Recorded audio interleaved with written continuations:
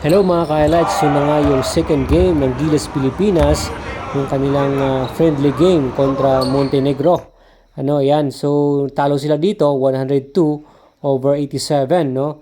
Tumala si Juran Clarkson, 27 points, Junmar, 19 points, and Dwight, 13 points. So, Vucevic, ito yung NBA player na kung saan naglalaro sa Bulls na kasama ng Montenegro player. At dito nga, makikita natin yung mga plays nila, no? Jordan Clarkson to the basket at to defender, siyempre ipasa niya agad yan kay Aguilar. So end one naman. So sana ganoon mga kaibigan, no, mga highlights na pag nag-kick out si Clarkson ay pumapasok yung mga tira ng mga teammate niya. Ito na naman, no, binigay ni Clarkson yung bola pero kukunin din niya yan para siya yung mag-initiate ng play. So siyempre screen yan, so pick and roll yan. And GC to the basket. So, kita nyo naman yan, no? Yan. So, pag nagdala si Clarkson sa basket at walang nakitang two defender, no?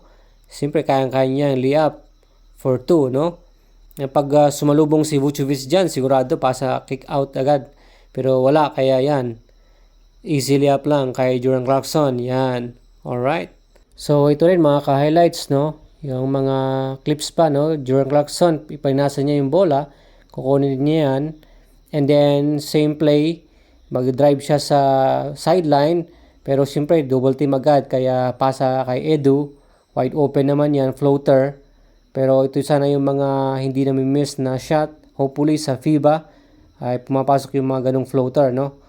Ito naman yung Montenegro, napaganda yung mga shooting nila, ang, ito yung baseline jumper, hindi pumasok. Okay.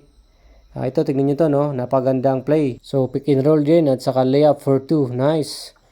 So, yun lang mga highlights. So, abang-abang tayo sa mga susunod pang mga laro ng Gilas Pilipinas. Supportahan natin sila sa FIBA World Cup.